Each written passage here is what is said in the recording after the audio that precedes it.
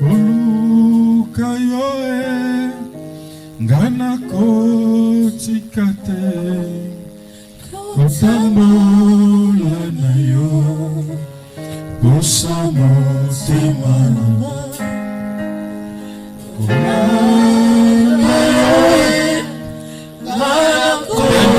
le désir de notre cœur.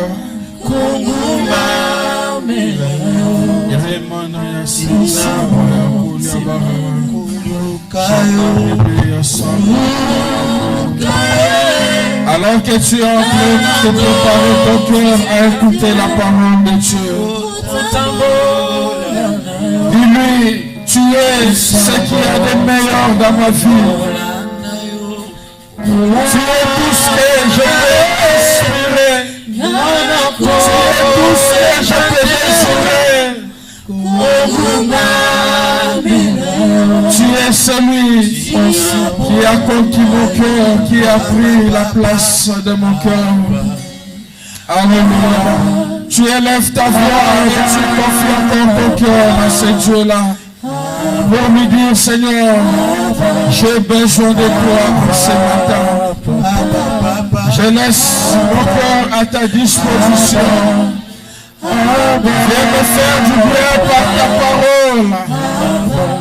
Viens me parler au fond de mon cœur. Car c'est au-devant de toi que je suis venu.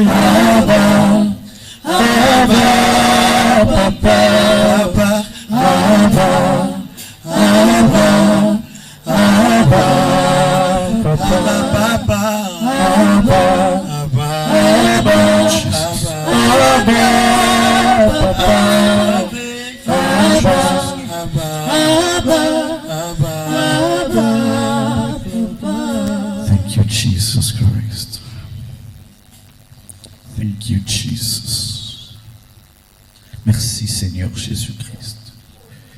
Merci, Seigneur Jésus-Christ. Merci, Seigneur Jésus-Christ. Merci, Seigneur Jésus-Christ. J'aimerais que pendant quelques instants, que nous puissions tourner nos cœurs vers Dieu. Nous avons prié pour différents sujets, choses excellentes. Nous avons prié pour certains sujets, choses qui sont excellentes. Nous avons prié, chose qui est excellente. Et j'aimerais que nous puissions montrer à Dieu que nous sommes conscients de ce qu'il a fait. C'est vrai, il y a plusieurs choses qui ne marchent pas encore. Mais la bonne nouvelle, est que ça finira par aller. Ça finira par aller. Car la Bible déclare, les ténèbres ne régneront pas toujours. J'aimerais annoncer à quelqu'un ce matin. La Bible déclare que la lumière luit dans les ténèbres. Et les ténèbres ne peuvent le contenir. J'aimerais dire à quelqu'un en ce matin, la lumière de Dieu qui va luire dans ta vie va chasser tous les ténèbres.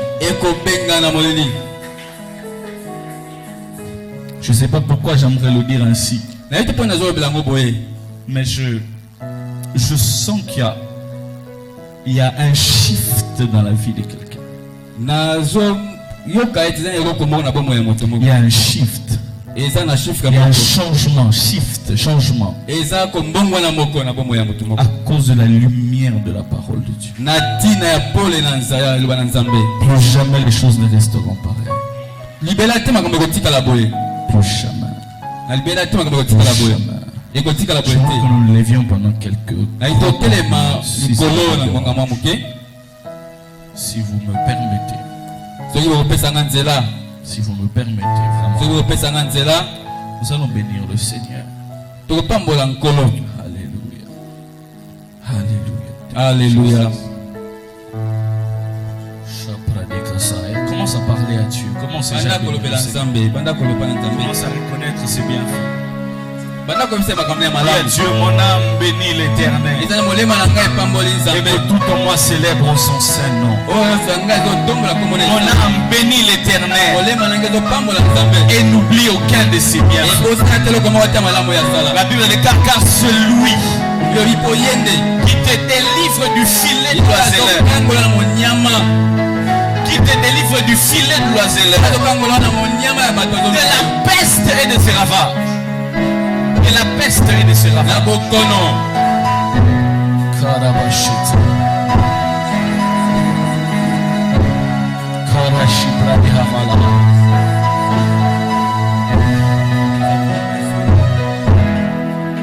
Thank you, Jesus.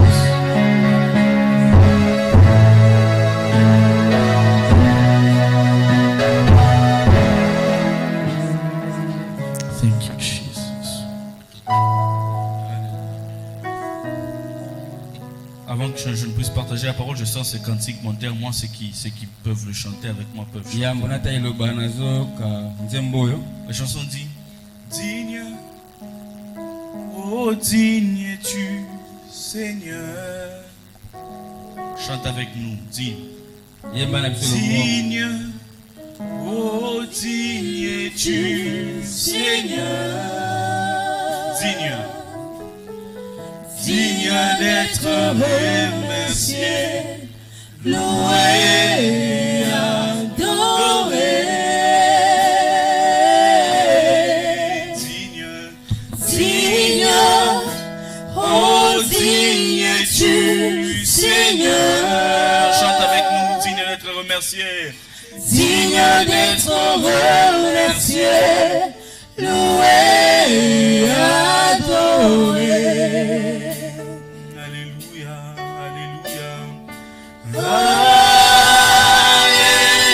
Alléluia, l'agneau sur le trône, nous t'adorons, nous t'exaltons, nous célébrons ta gloire.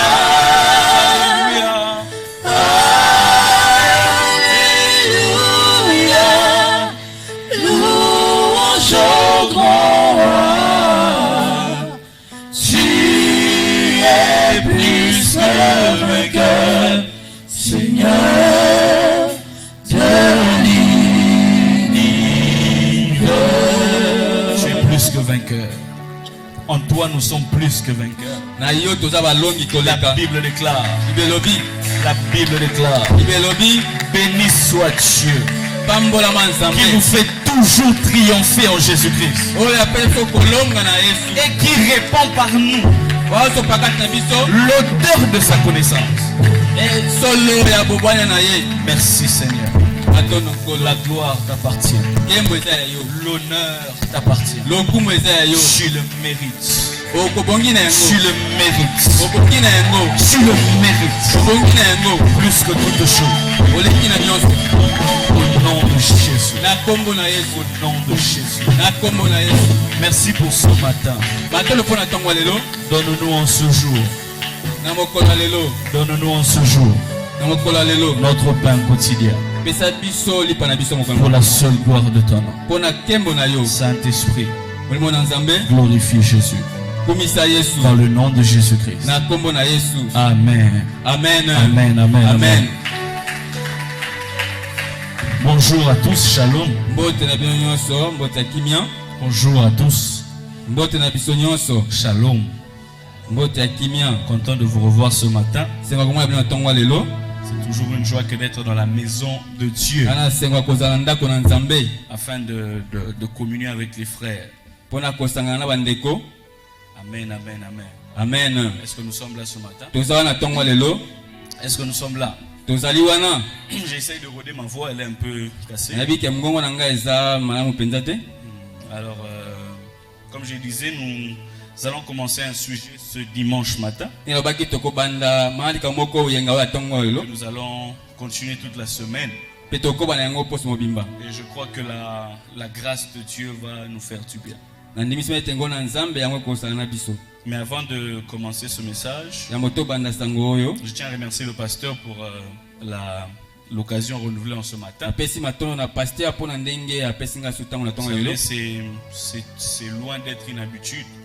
Et c'est loin d'être une habitude. Et à chaque fois qu'on est là, c'est la grâce de Dieu. Et c'est aussi la grâce des hommes au travers de l'homme de Dieu. Et nous sommes très reconnaissants d'être là ce matin. De ce fait, nous profitons aussi pour saluer tous les hommes de Dieu qu'il y a dans la salle. Nous aimons beaucoup ce que vous faites. Nous aimons beaucoup ce que vous avez fait, ce que vous ferez. Saluons Papa Pascal, Papa Prince, Papa Raph. Pascal, Papa Prince, Papa Raph. Et la grâce de Dieu va nous faire sans doute du bien. Je ne suis pas venu seul ce matin, je suis venu avec une amie à moi de longue date. On est avec elle de l'autre côté. Alors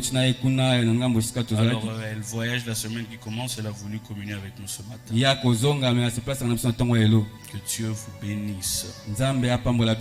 Alors ce matin j'aimerais introduire quelque chose. Pour ceux qui ont vu l'affiche, nous allons parler de la consolation par la grâce. La consolation par la grâce. Pourquoi la consolation par la grâce? C'est ce que nous allons voir. Mais d'abord, comme nous le savons tous, ce n'est plus à répéter.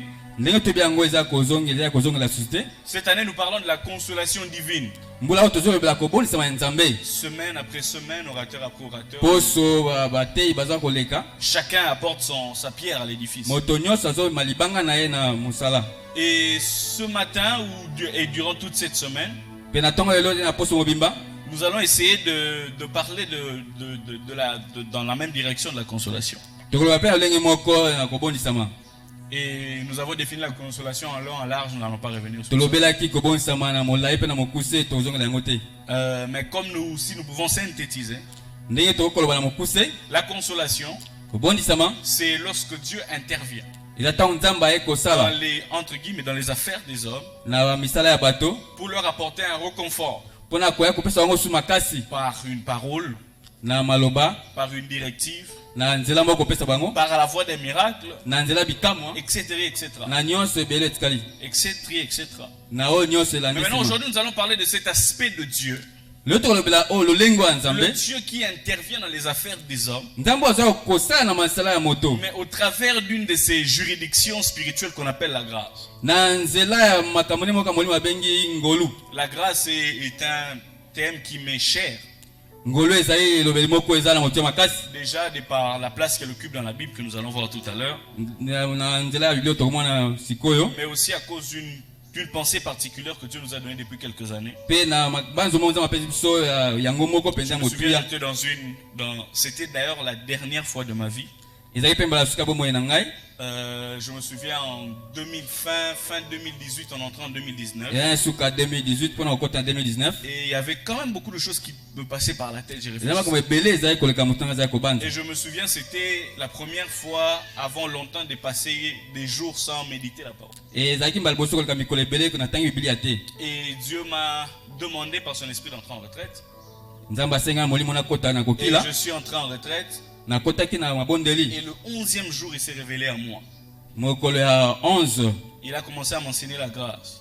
Et depuis janvier 2019 jusqu'aujourd'hui, je n'ai pas passé un seul jour sans méditer la parole de Dieu. J'étais envers ma 4e année.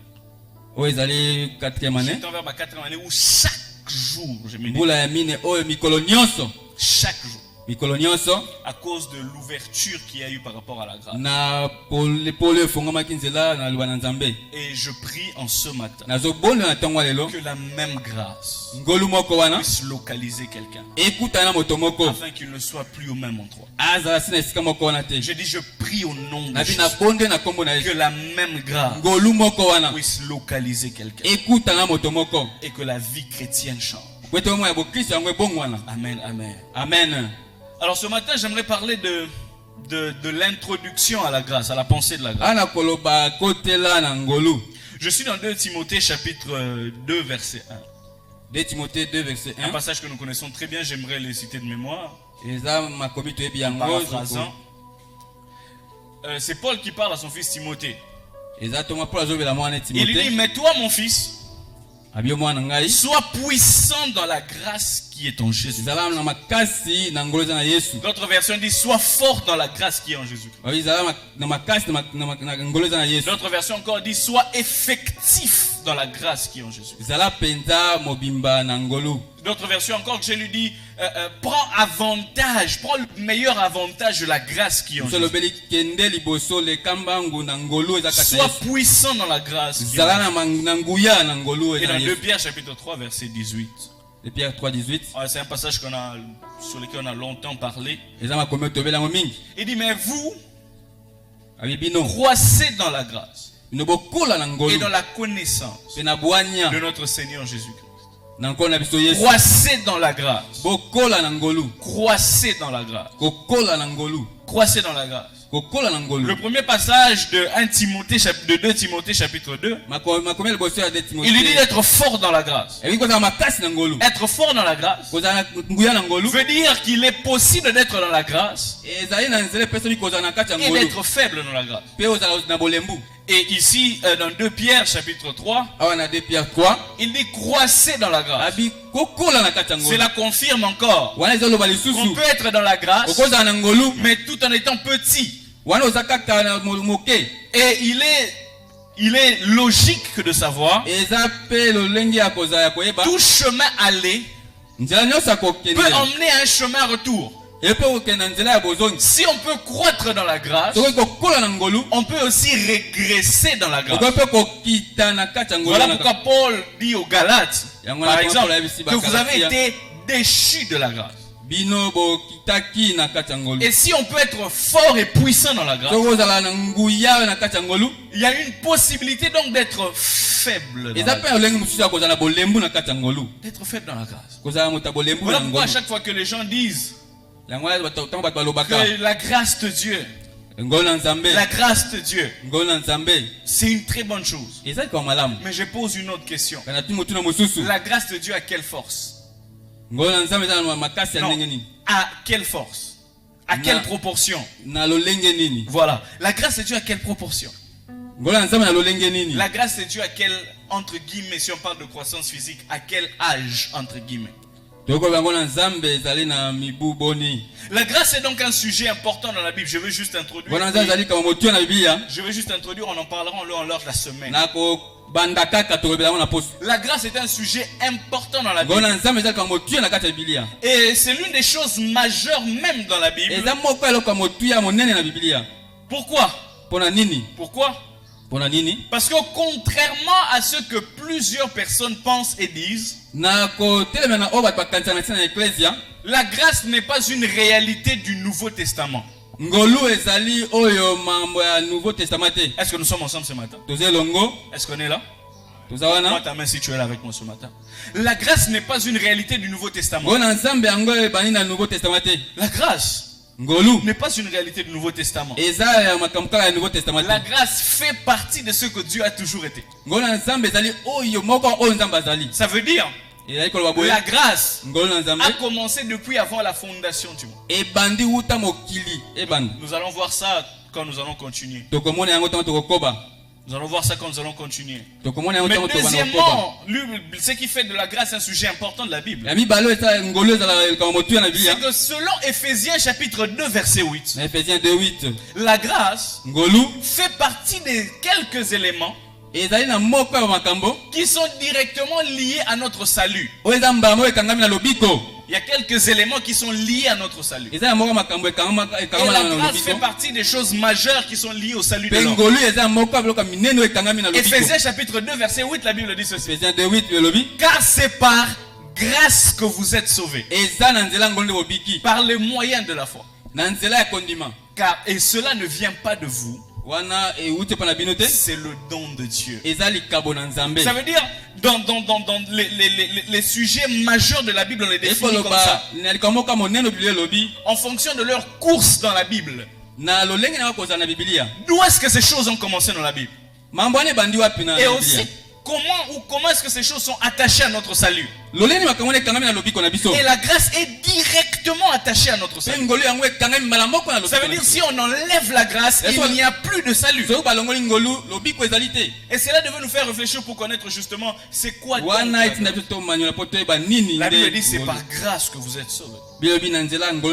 Pour votre gouverne, si vous voulez. Les quelques choses qui sont liées, les quelques concepts de la Bible qui sont liés à notre salut, il n'y en a pas beaucoup. Il y a la notion de Dieu. Il n'y a pas de salut sans Dieu. Il y a la notion de Dieu.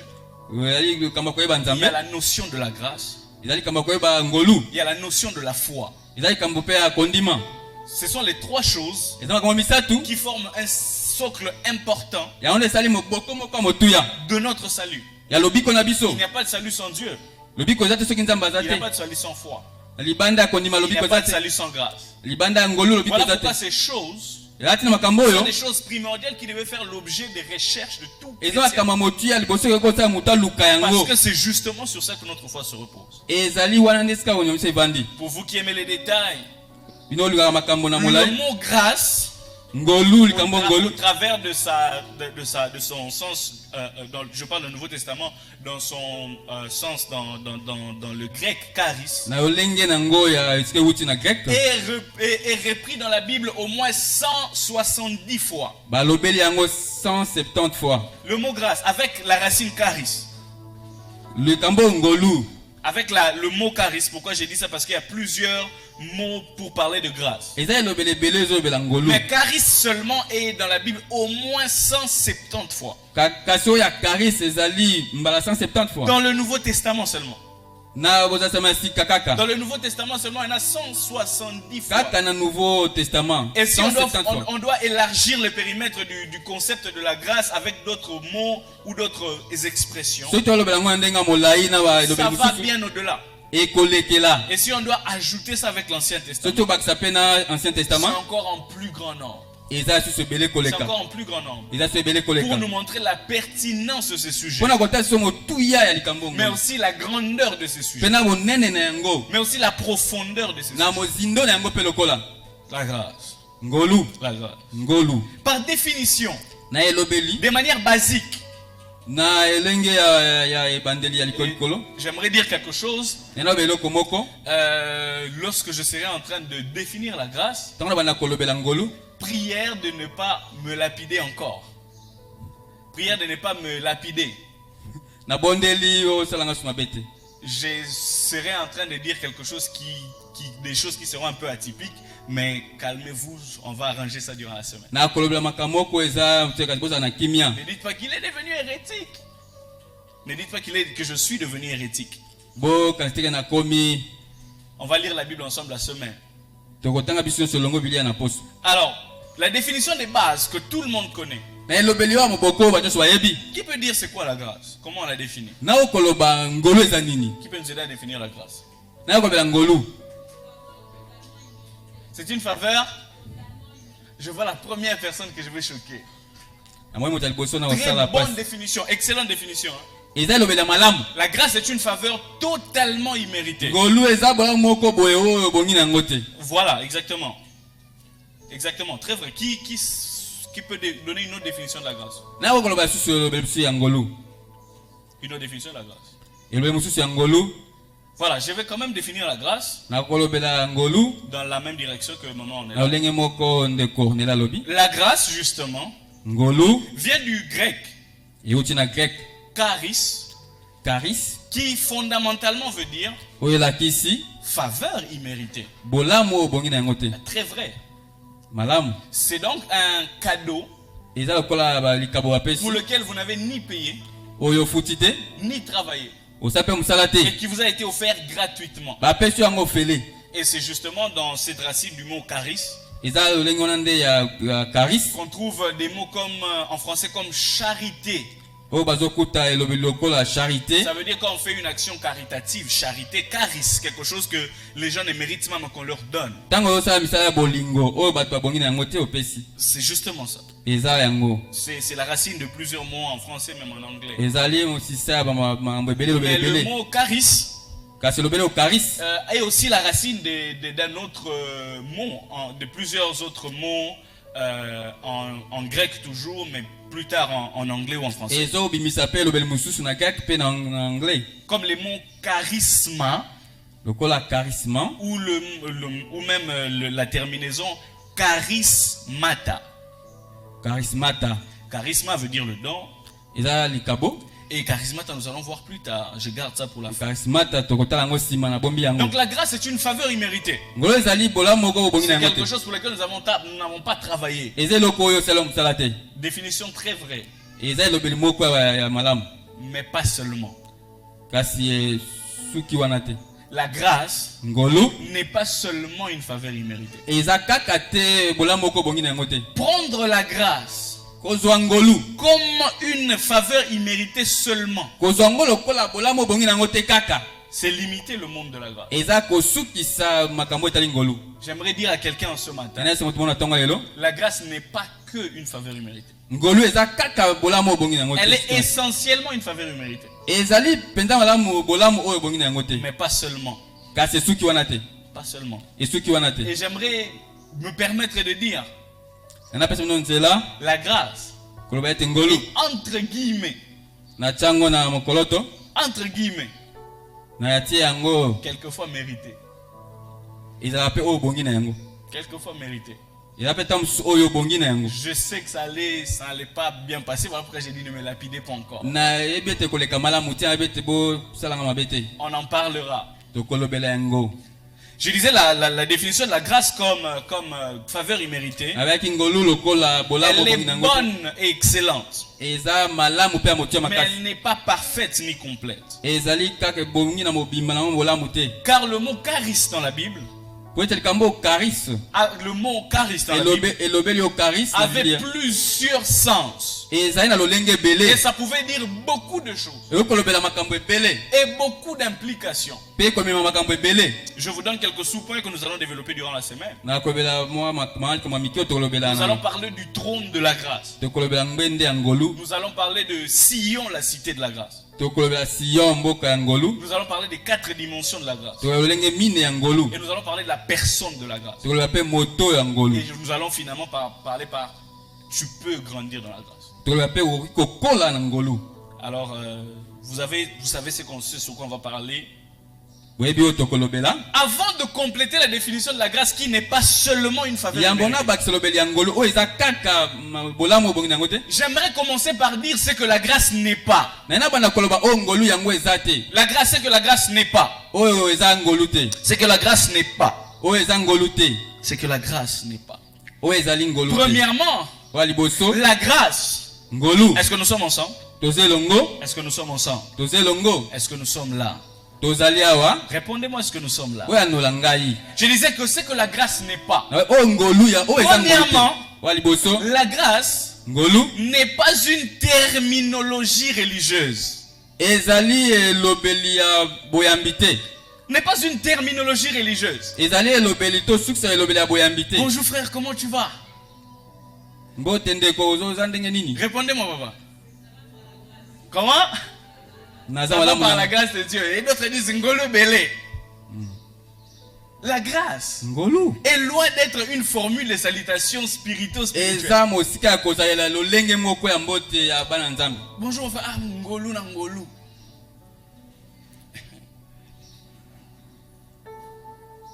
La grâce. La grâce n'est pas une terminologie religieuse. Et la grâce, vous allez m'excuser, elle n'est même pas une déclaration de foi. Non. Tu vois un frère, il est abattu. Le frère n'est pas bien. Et tu lui dis frère, comment ça va? Il dit ça va par la grâce de Dieu. J'aimerais vous dire que ce frère-là a menti. Parce que la grâce de Dieu, lorsqu'on l'étudie, elle a toujours été quelque chose de positif. Il n'existe pas de grâce négative. Voilà pourquoi la Bible dit que vous êtes sauvés par grâce. Ça veut dire la grâce te fait sortir des situations. Et lorsqu'elle ne te fait pas encore sortir d'une situation, elle n'est pas encore une grâce manifestée. Parce que la grâce est constatée par les résultats de ce qu'elle produit. Lorsque tu ne vas pas bien, tu dois dire ça va aller. Et que les choses vont changer. Ou encore que Dieu va faire grâce. Mais ce n'est pas une formule de salutation. Ça va par la grâce de Dieu même quand tout ne va pas. La grâce n'est pas une terminologie religieuse. Cela ne te donne pas un aspect d'humilité. Nous allons voir cela. Mais j'aimerais dire à quelqu'un déjà au début que partout où nous lisons le mot grâce dans la Bible, depuis l'Ancien Testament jusqu'à l'Apocalypse, la grâce n'est jamais associée à quelque chose de négatif. Jamais. La grâce, lorsque ça manifeste quelque part, c'est souvent lié à quelque chose. C'est toujours lié à quelque chose de bien. Et l'une des définitions d'ailleurs de la grâce du mot charis, ça veut dire beauté. La grâce veut dire ce qui est agréable. Alors comment associer ce qui est agréable avec ce qui ne va pas? La grâce veut dire beauté aussi. La grâce veut dire ce qui attire et qui donne et qui fait du bien aux yeux. Nous allons parler de ça plus tard. Deuxièmement, la grâce n'est pas un système religieux qui te permet de pécher continuellement parce que tu es dans la grâce.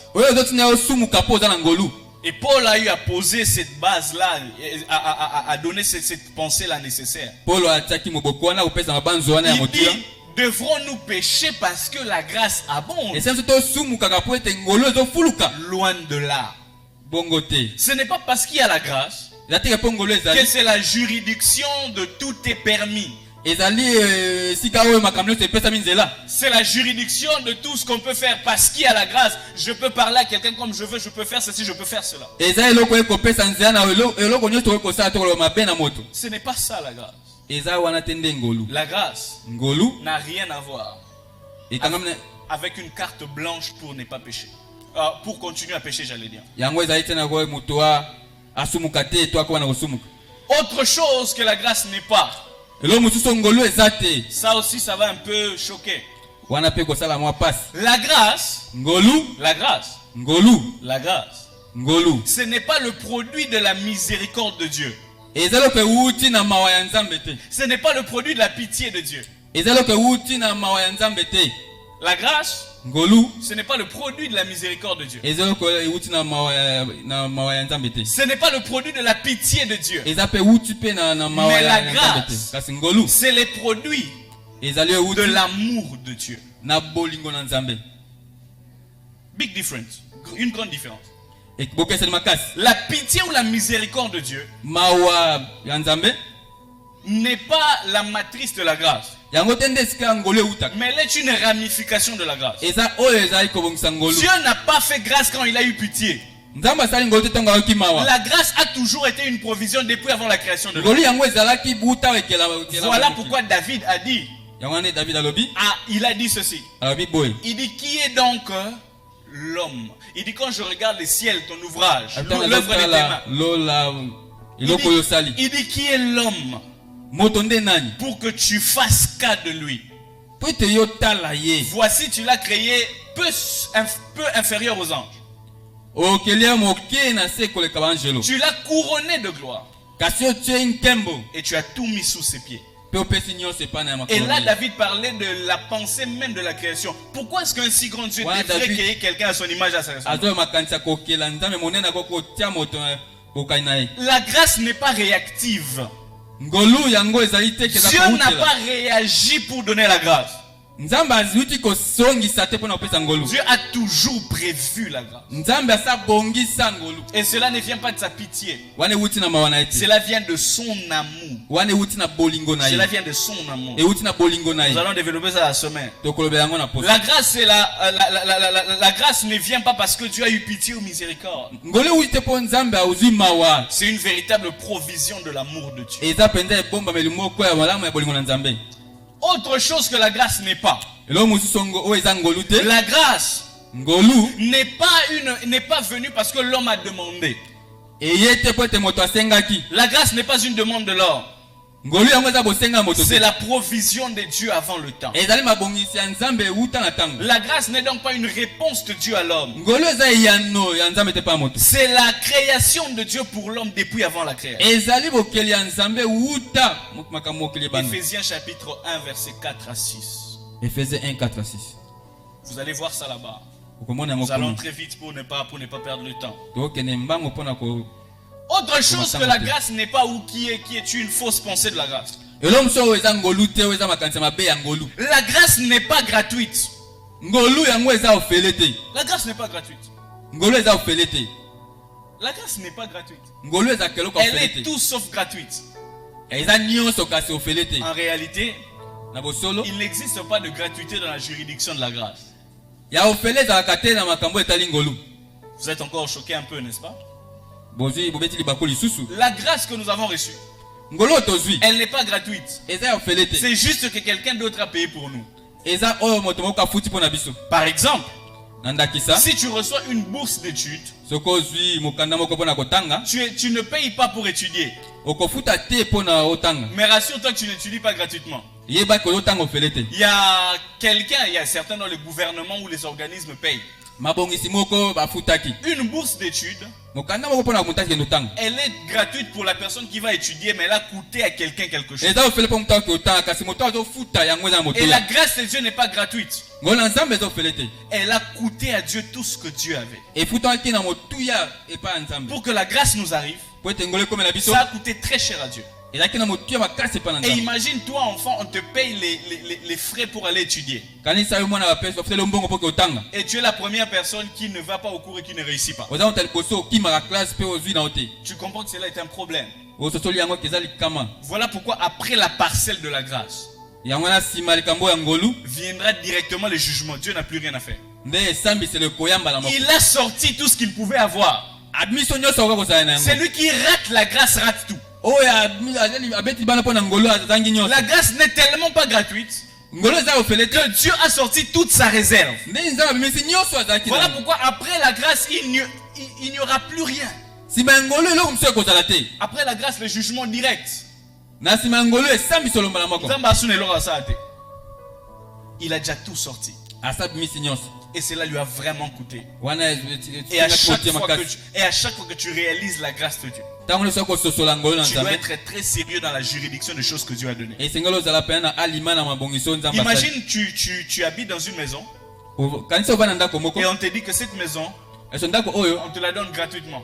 Mais elle a une valeur d'1 million de dollars.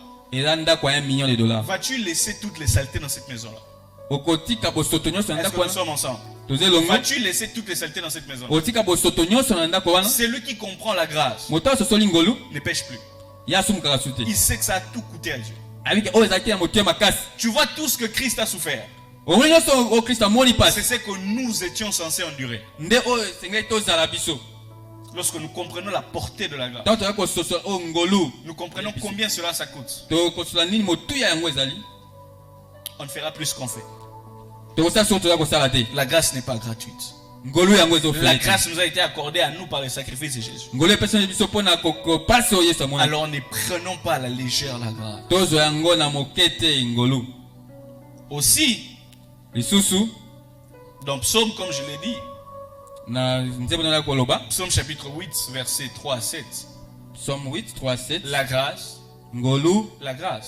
est l'une des raisons de la création de Dieu de la création de l'homme par Dieu. Parce que Dieu est un Dieu de grâce.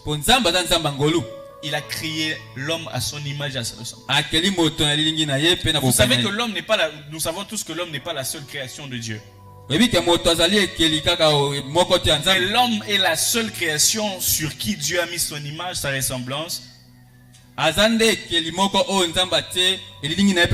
voulu qu'il puisse diriger un certain domaine de sa création. Et la chose, entre guillemets, qui faisait partie de Dieu, qui a fait en sorte que Dieu puisse créer l'homme, c'est la grâce.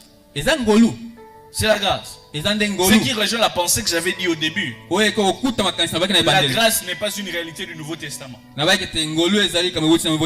grâce précède la création. Elle a commencé à se manifester dès le première minute de l'homme sur la terre. Dès les premières minutes de l'homme sur la terre. Certaines personnes disent, ah, et ça parce que tu en attends de la grâce.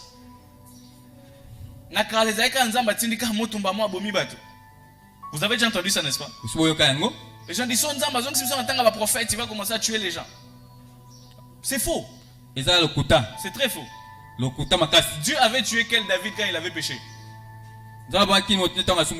Dieu, il a tué quel Salomon quand il est allé dans l'idolâtrie? Dieu a tué quels enfants d'Israël quand ils étaient en train de se plaindre dans le désert? Les enfants d'Israël se plaignent, non pas de foi dans le désert, mais Dieu les nourrit quand même. Associer la grâce seulement au Nouveau Testament, c'est de faire de Dieu un Dieu qui change. Or la Bible déclare, je suis l'Éternel et je ne change pas. Dieu a toujours été un Dieu de grâce. La différence, c'est que dans la nouvelle alliance, la grâce est devenue personnifiée. Nous allons voir ça plus tard. La grâce est venue vers nous. Mais la grâce a toujours été là. La grâce a toujours. Nous allons voir ça la semaine. Nous allons voir ça la semaine. Alors nous avons épuré quelques points que la grâce n'était pas. Et nous avons parlé de la grâce de manière basique, que la grâce était une faveur imméritée. Alors quelle est donc l'autre définition de la grâce que j'aimerais donner? Avant d'aller dans cela, j'aimerais qu'on soit dans un même pied d'égalité. Je suis dans Jean chapitre 1 verset 14. Jean 1 14. Jean chapitre 1 14. Jean chapitre 1 verset 14. Jean 1 14. Je lis au nom de Jésus. Je disais que je lisais au nom de Jésus. Amen. La Bible déclare ceci. Et la parole a été faite et elle a habité parmi nous. Pleine de quoi? Pleine de grâce et de vérité. Et la suite, la Bible dit pleine de grâce et pleine de vérité. La Bible dit, et nous avons tous... Non, je recule quasiment. Bon voilà, je commence seulement par 14. Et la parole a été faite chair et elle habitait parmi nous. Et cette parole était pleine de grâce et de vérité. Et la Bible déclare, la grâce qui est venue avec beaucoup de grâce, la parole qui est venue avec beaucoup de grâce et de vérité a eu quelque chose d'autre. La Bible dit, et nous avons contemplé sa gloire. Une gloire comme la gloire du Fils venu du Père. Verset 15, Jean lui a rendu témoignage, il s'est écrié, c'est lui, on saute. Verset 17, la Bible dit, car la loi a été donnée par... Et quoi? La grâce et la vérité sont venues par Jésus-Christ. La loi a été donnée par Moïse. La grâce et la vérité sont venues par Jésus-Christ. Jésus-Christ. La grâce et la vérité sont venues par Jésus. La grâce, faveur imméritée. Je ne pense pas trop. Réfléchissons ensemble. Est-ce qu'on est ensemble? On est prêt pour réfléchir? Est-ce qu'on est prêt pour réfléchir? Posons-nous la question. La grâce, faveur imméritée, d'accord. C'est quoi donc une faveur imméritée? C'est quelque chose que l'on donne à quelqu'un qui n'a aucune... Qui ne fait pas le poids devant le bien qu'on lui fait, n'est-ce pas? Généralement, quand on voit la grâce, on dit que je suis pécheur ou j'ai péché et Dieu m'a fait grâce. N'est-ce pas? N'est-ce pas? Où je ne fais pas bien les choses, mais Dieu me donne quand même. Où je ne suis pas digne, mais Dieu me donne quand même, n'est-ce pas? C'est une dimension de la grâce. Vrai. Mais la Bible déclare ceci sur Jésus. La Bible déclare que l'enfant grandissait non, dites-moi, l'enfant grandissait en quoi? C'est de quel enfant qu'on parlait? On a parlé de deux enfants comme ça, de Jean et de Jésus. On dit que Jésus grandissait en grâce. Et ici on dit que Jésus-Christ a apporté la grâce. Grandissait en grâce. Maintenant je vous pose la question. Si la grâce est une faveur imméritée, Jésus ne devrait pas avoir la grâce. Parce qu'il est la personne qui mérite tout. N'est-ce pas qu'il n'a commis aucun péché? N'est-ce pas qu'il était parfait? Mais comment est-ce que la grâce s'attache aussi à sa vie? Et la Bible a même l'audace de dire que les Jésus qui n'a rien fait grandissaient aussi dans la grâce. Ce qui veut dire que la grâce n'est pas seulement le domaine de la démérite. Parce que dans la vie de Jésus aussi il y avait la grâce. Et s'il y a quelqu'un qui mérite tout de Dieu, c'est Jésus. Et si donc Jésus-Christ devait faire partie de ceux qui sont enrôlés pour la grâce, la grâce n'est donc pas seulement une faveur imméritée. Parce que Jésus les méritait. Est-ce que nous sommes ensemble? S'il y a quelqu'un, est-ce que nous sommes d'accord que s'il y a quelqu'un qui méritait quelque chose, ça doit être Jésus? Mais comment lui aussi a eu besoin de la grâce? Ça veut dire que la grâce va au-delà du simple fait de couvrir des imperfections. Est-ce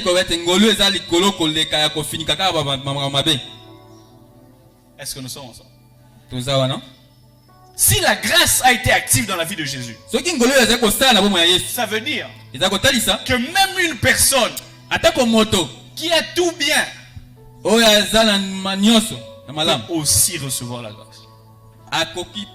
Ou mieux, devrait recevoir la grâce. Parce que si Jésus avait eu besoin de la grâce, nous tous nous en avons donc besoin. Mais cela n'est pas seulement la catégorie imméritée. Est-ce que nous sommes d'accord sur ce point? Deuxième réflexion. La grâce est une faveur imméritée, n'est-ce pas? Bon, je donne un exemple. Papa Joseph est là.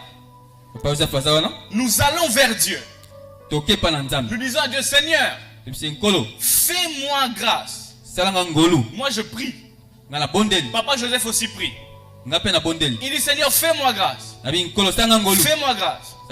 Pour que je puisse avoir la bonne santé. Pour que je puisse avoir ceci ou cela. Et en ce moment-là, le frère Joseph reçoit la grâce de ce qu'il a demandé, alors que nous avons demandé la même chose. Qu'est-ce que vous allez dire? Que Dieu a fait grâce au frère Joseph, n'est-ce pas? N'est-ce pas? Mais maintenant, moi qui n'ai pas reçu, vous allez dire quoi? Que Dieu m'a refusé la grâce. Dieu a fait grâce au frère Joseph. Mais Dieu ne l'a pas fait pour moi. Alors que la Bible dit expressement dans Actes chapitre 10 que Dieu ne fait exception des personnes. J'aime la version anglaise qui dit Dieu ne fait pas de favoritisme. Maintenant, qu'est-ce qui fait que l'un reçoive la grâce et l'autre ne reçoive pas? Cela veut dire qu'au-delà seulement d'une faveur imméritée, il y a autre chose qui enclenche la grâce qui est indépendant de Dieu. Non, qui est indépendant de Dieu. Est-ce que nous sommes ensemble? Est-ce que nous sommes ensemble? Ne vous en faites pas, ne me lapidez pas encore. La Bible déclare que Dieu fait grâce à qui il veut, n'est-ce pas? Parce que c'est ce passage-là qui est passé dans la tête de plusieurs. Maintenant, dites-moi maintenant, qui est donc cette personne-là à qui... Je ne parle pas des grâces extraordinaires. pas avoir une belle voiture, une belle maison. Je parle des grâces basiques que tout le monde a besoin, comme la santé, comme la santé, comme manger, comme boire, etc. Au niveau basique. S'il y a un qui ne l'a pas reçu, c'est Dieu qui a refusé de le donner. C'est faire de Dieu un mauvais. C'est faire de Dieu un mauvais. Notre définition de la grâce fait de Dieu quelqu'un qui donne aux uns, qui refuse aux autres. Je parle au niveau basique, je ne parle pas au niveau extra. Fait de Dieu quelqu'un qui donne à certains, qui refuse aux autres. Or, la Bible déclare que Dieu est juste. La Bible dit que Dieu est amour. La Bible dit que Dieu est lumière, il n'y a point de ténèbres en lui. Et la Bible dit que Dieu ne fait exception des personnes. Dieu ne fait exception des personnes. Comment se fait-il que certains trouvent grâce et d'autres ne le trouvent pas? Seulement parce que c'est immérité. Nous allons répondre à cela. Nous allons répondre à cela plus tard. Plus tard. Si donc, troisième réflexion, la grâce est une faveur imméritée. Pourquoi la Bible nous demande de croître dans quelque chose qui n'a rien à voir avec quelque chose que nous devons faire? N'est-ce pas que la Bible demande de croître dans la grâce? Si c'est quelque chose qui n'a rien à voir avec quelque chose que je dois faire ou ne pas faire, comment je ferai pour croître dans cela? Je dois rester dans ma chambre dormir et dire j'attendrai le jour où Dieu me fera grâce. Mais Dieu nous donne la responsabilité de grandir dans celle-ci. De grandir dans celle-ci. C'est quoi donc la grâce? Dans Actes chapitre 4 verset 33. Acte 4 33. Acte chapitre 4 verset 33. Acte 4 verset 33. La Bible déclare qu'une grande grâce résidait au milieu d'eux. Une grande grâce résidait au milieu d'eux. Ça veut dire que les personnes qui les regardaient pouvaient voir qu'il y a une grâce, mais pas n'importe quelle grâce. Une grâce grande.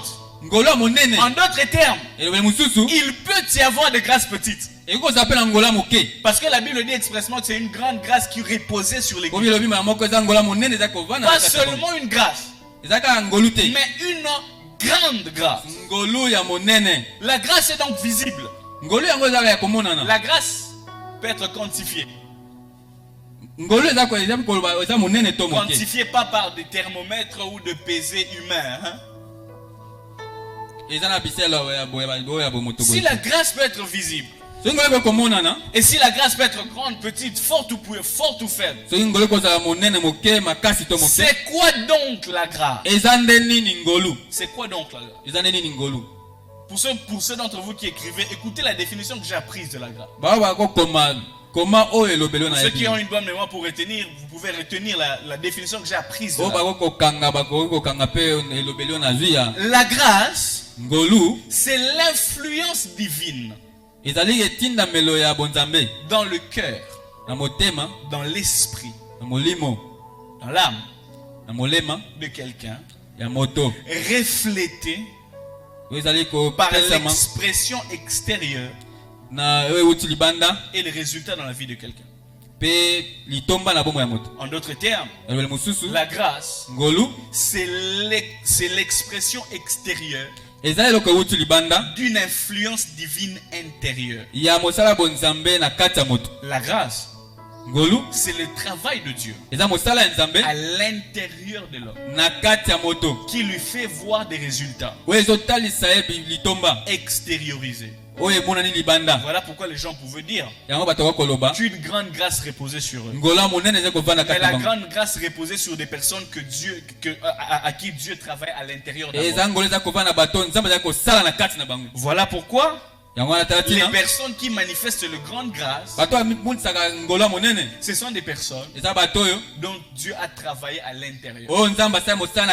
Et quand je parle de grande grâce, enlevez de votre tête voiture, voyage, mariage et tout ça. La grande grâce va au-delà du matériel. Les gens qui manifestent la grande grâce sont des personnes qui ont été soumises à l'influence de l'intérieur. De l'intérieur. La définition courte de la grâce. 3 Jean chapitre. Il y a un seul chapitre, 3 Jean chapitre 1 verset 2. 3 Jean chapitre 1 verset 2. Il dit, bien-aimé, je souhaite que tu prospères et que tu sois comme prospère l'état de ton âme. Lorsque l'influence intérieure est forte, lorsque l'influence divine de l'intérieur est forte, l'expression extérieure vient par la prospérité dans tous les domaines et la bonne santé. Quand on parle de la bonne santé, on parle des choses autour de lui s'alignent.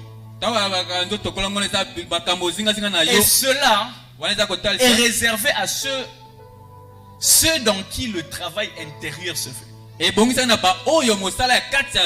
Par là, j'aimerais dire quoi? La première cible de la grâce de Dieu dans la vie de chrétien. Non, la première cible de la grâce de Dieu dans la vie du chrétien, ce ne sont pas les choses et les événements. C'est d'abord l'intérieur. Ça veut dire, lorsque nous demandons, nous soupirons après la grâce de Dieu. Soupirons après la grâce qui travaille à l'intérieur. Et la grâce intérieure fera en sorte que les choses extérieures puissent aller dans la direction de Dieu. Et même si les choses extérieures n'allaient pas à la direction de ce que l'on veut, nous dirons comme Paul, car ma grâce te suffit. Le niveau où on dit que la grâce de Dieu nous suffit, c'est le niveau de transformation intérieure qui va au-delà du fait de demander à Dieu voiture, mariage, argent, lorsque la grâce travaille à l'intérieur, même lorsque la grâce travaille à l'intérieur, même lorsqu'on viendra nous mettre à mort, on dira ceci: car Christ est ma vie et la mort m'est un gain. La personne qui peut mourir pour Dieu, la personne qui est inondée de la grâce de l'intérieur. Imagine l'épaule, on le frappe. Les pierres, on les frappe. Ils disent: je me sens bien de ce qu'on m'a frappé, parce que j'ai participé aux souffrances de Christ. Ces paroles-là ne sont pas pour les chrétiens matérialistes. Non, ce ne sont pas les chrétiens qui ne voient que la grâce de Dieu matérielle. La grâce de Dieu dans une de ses manifestations de l'Ancien Testament. Dans Daniel, on dit, même si il dit prosternez-vous sinon on vous jettera. Il dit notre Dieu a la capacité de nous délivrer de la fournaise. Mais même s'il ne le faisait pas, à cause de la grâce qui travaille en nous, nous n'allons quand même pas fléchir. Les enfants de Dieu aujourd'hui pensent que la grâce dans son paroxysme est l'accomplissement des choses extérieures. Alors que la grâce, certainement dans son paroxysme, peut aussi être la perte de tout pour Dieu. Voilà pourquoi la Bible déclare: celui qui essaye de sauver sa vie la perdra. Celui qui la laissera à cause de moi la retrouvera. L'influence de la grâce te fait comprendre le sens du sacrifice du chrétien. La grâce n'est pas un chouchoutage de ton ego. Vous savez là, Dieu m'a fait grâce, je vois j'ai en classe à faire. Dieu m'a fait grâce, j'ai acheté une maison.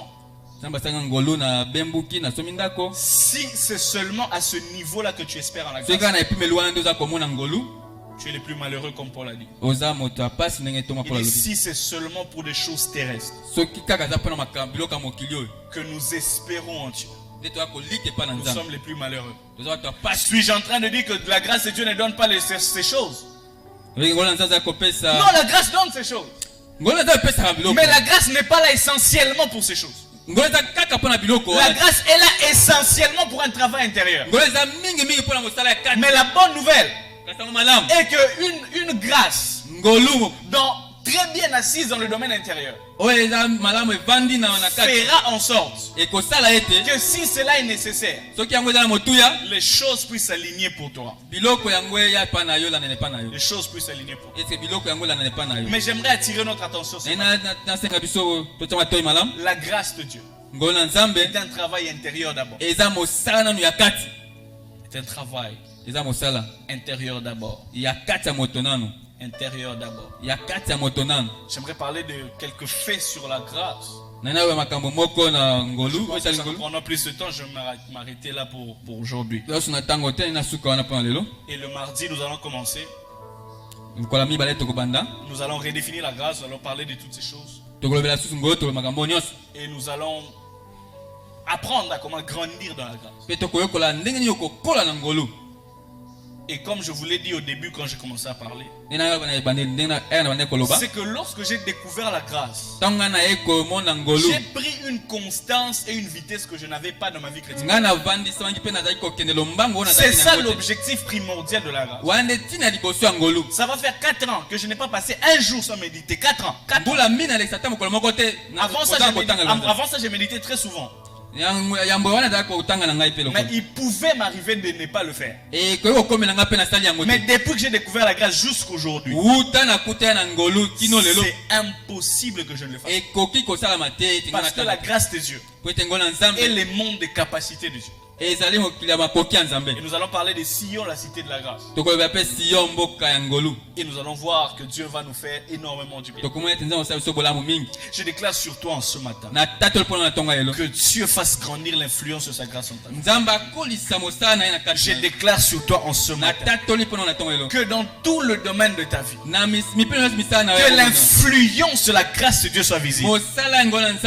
Je déclare sur ta vie que dans tes émotions, que dans tes pensées, que dans ta foi, que l'influence de la grâce de Dieu soit tellement visible que les choses ne restent plus jamais les mêmes. Et je crois qu'en cette semaine, Dieu va nous exposer à une croissance accrue dans la grâce. Nous allons nous lever, nous allons prier le Seigneur. Nous allons lever et prier le Seigneur.